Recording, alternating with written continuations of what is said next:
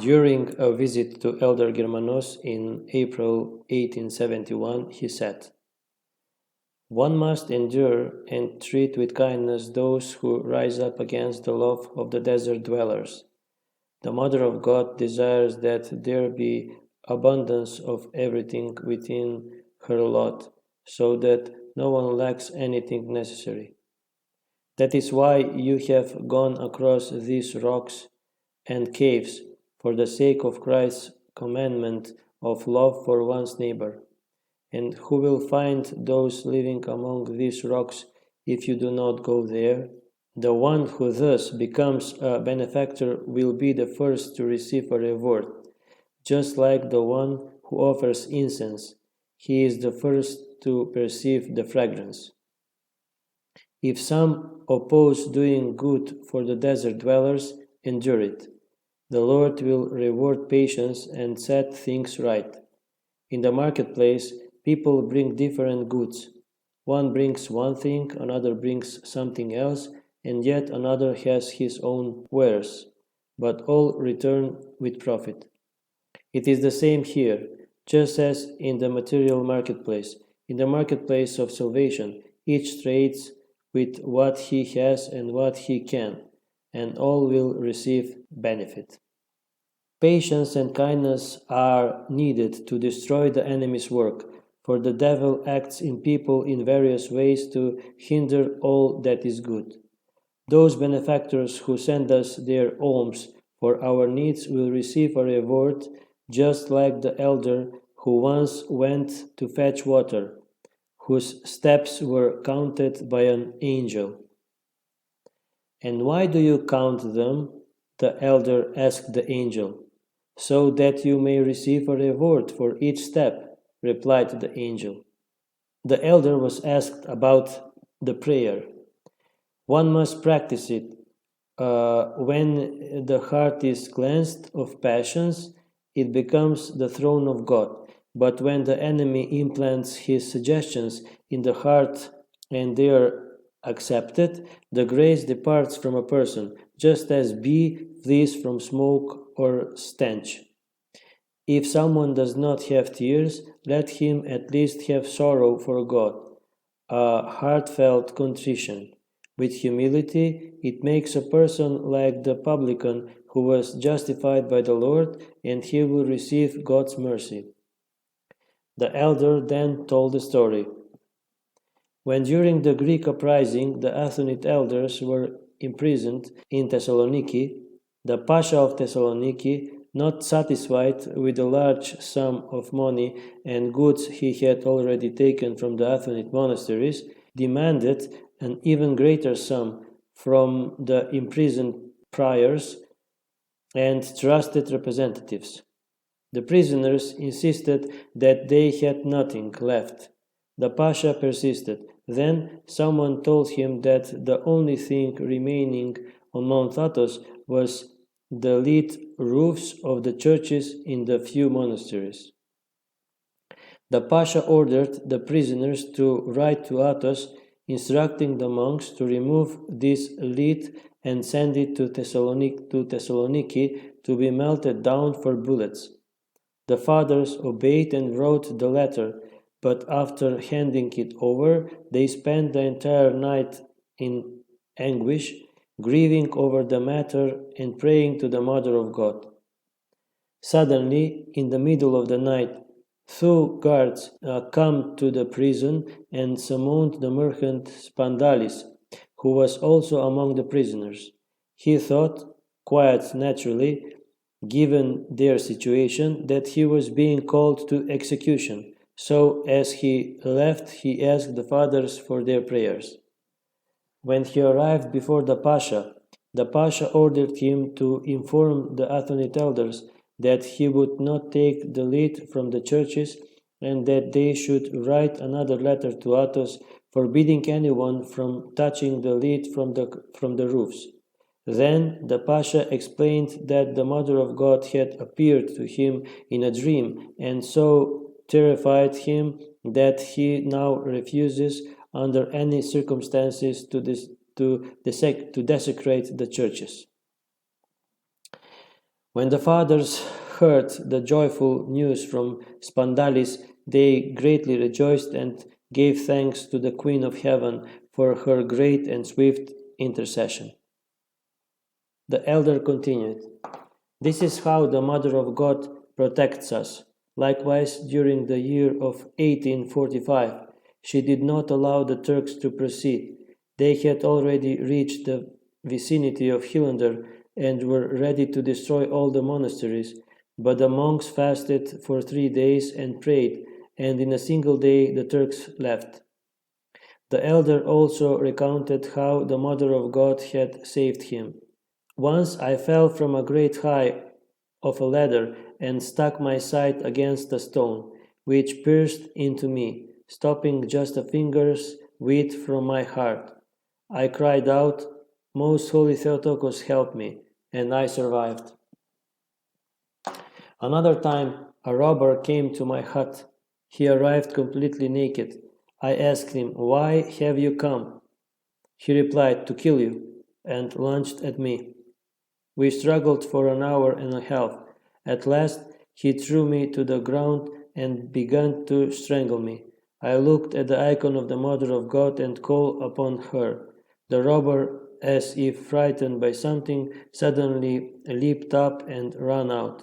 After this, I started going in the forest at night. 2 days later, the robber came again. His footprints were left near my cell, but he never appeared to me again.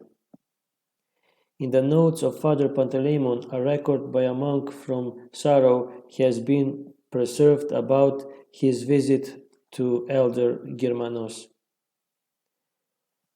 On our way from the cave of St. Nilos to the Lavra, we descended over scattered pieces of white and light blue marble, similar in quality to the Ural feldspar, and found ourselves on a path leading to Elder Germanos.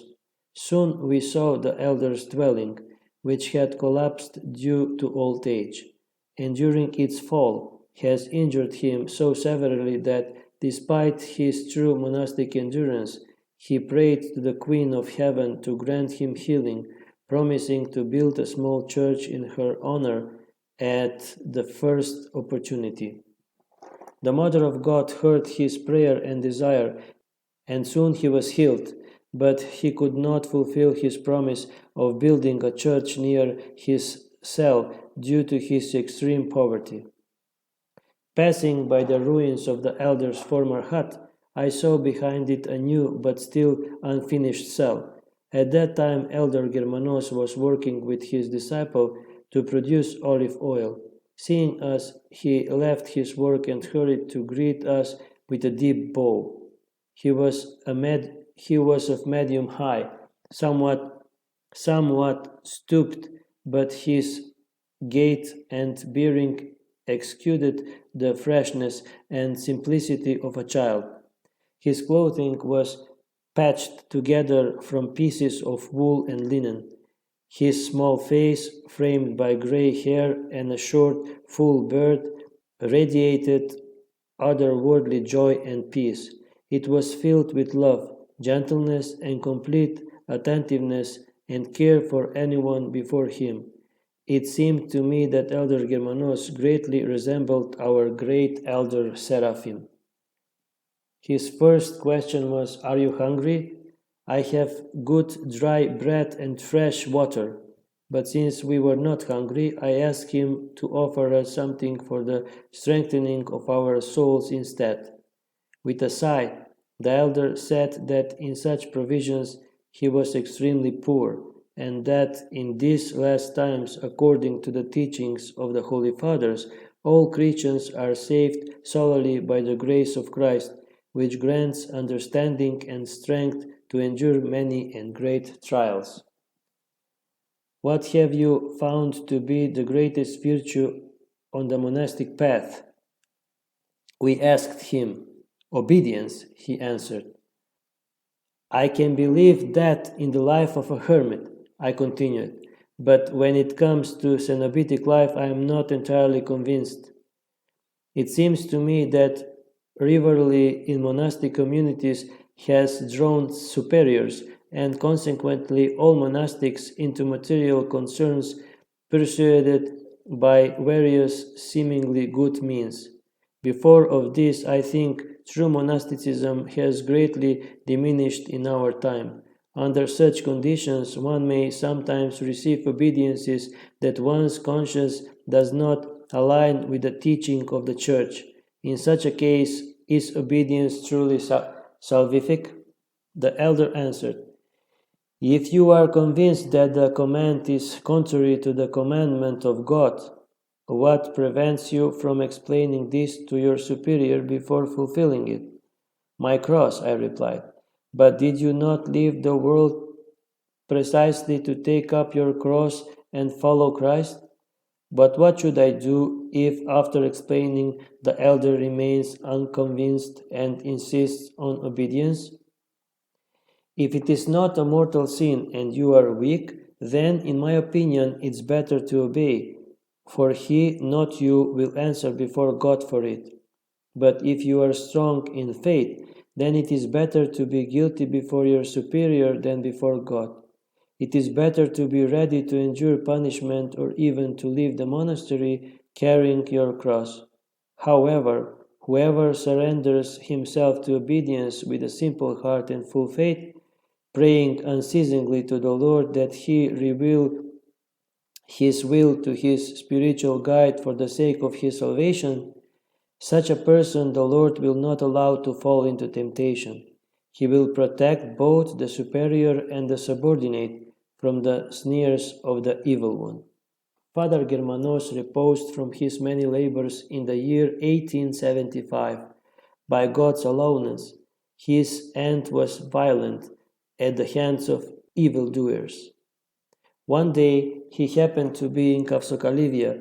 Noticing some lay laborers there, he mentioned to them that he intended to build a small church near his dwelling, which would require expanding his cell. Upon hearing this, the craftsman assumed that Father Germanos must have money and conspired to take it from him before he could hire workers. They came to his hermitage and, most likely finding nothing, killed him. Seeking to conceal their crime, they gathered a large quantity of dry brushwood, peeled it around his cell, and set it alight in multiple places before fleeing. However, the fire went out and the cell remained untouched.